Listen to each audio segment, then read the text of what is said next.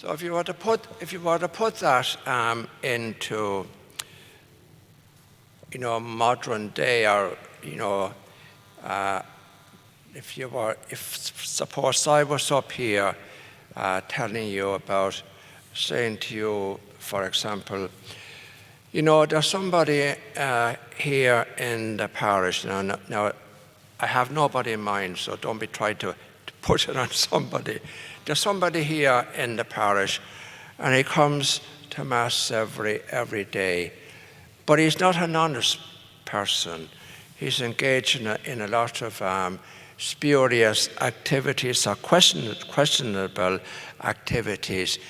I know that he's cheated people in the past, and he has a lot of money, but there's a question mark about how he made so much money. But he's a member of the St. Vincent de Paul Society, and he's on the pastoral or on the parish council, and he's quite involved in the parish. But there's another guy who comes to Mass every morning, and I know that he's not a very nice person, that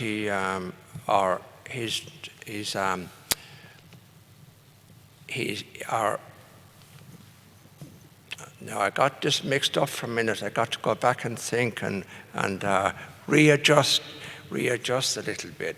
So the first fella, that's the first fella. But he comes to Mass every morning and he prays as being a very good person. Now there's another man here, our person doesn't necessarily mean a man, and he has had a lot of problems in his life, and he's lost a lot of jobs, and he's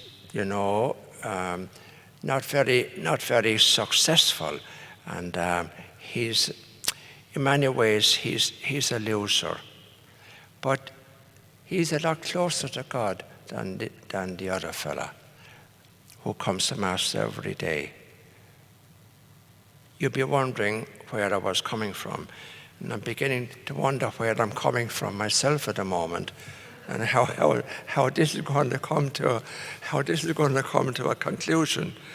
But put it into what I'm trying to say to you, that God, in the person of Jesus, did not come to make us good, but to make us truthful. And so, for a good example of somebody who, the first person telling God how wonderful he is and all the good things that he does.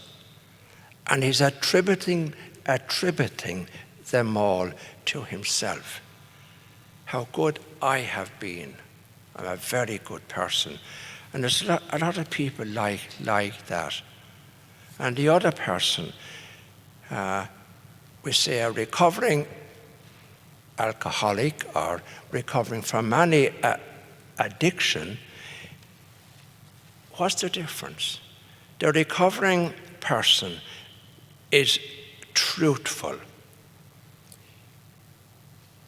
He's aware of his own failures and his own faults and his own sins. He's aware that he's a loser. And in fact, if you think about it, we're all losers. We don't achieve anything on our own. So one guy is attributing to himself every good that he does and how wonderful he is. And the other poor guy knows his dependence. And I think that's the real point in the gospel this morning.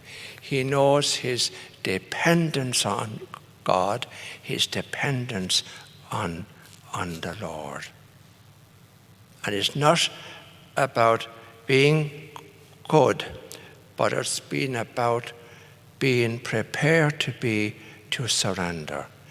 And it's very easy for many of us